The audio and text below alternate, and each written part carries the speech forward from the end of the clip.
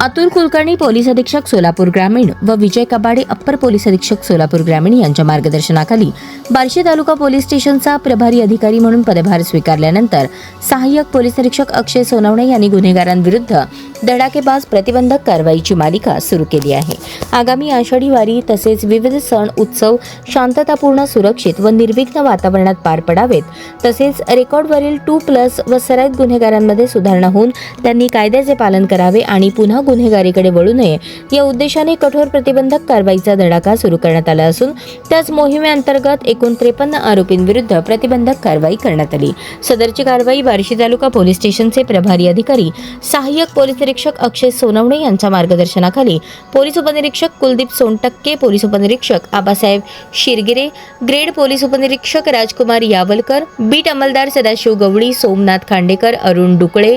प्रदीप चौधरी, गणेश दळवी तसेच बार्शी तालुका पोलीस स्टेशनचे अधिकारी आणि अंमलदारांच्या पथकाने यशस्वीरित्या पार पाडली। सोलापूर ग्रामीण पोलीस दलाकडून गुन्हेगारांविरुद्ध प्रतिबंधक कारवाई सातत्याने राबवण्यात येत असून कायदा व सुव्यवस्था अबाधित राखण्यासाठी तसेच गुन्हेगारी प्रवृत्तीवर प्रभावी नियंत्रण ठेवण्यासाठी भविष्यातही अशा प्रकारच्या कठोर व प्रभावी कारवाया सुरू राहणार आहेत।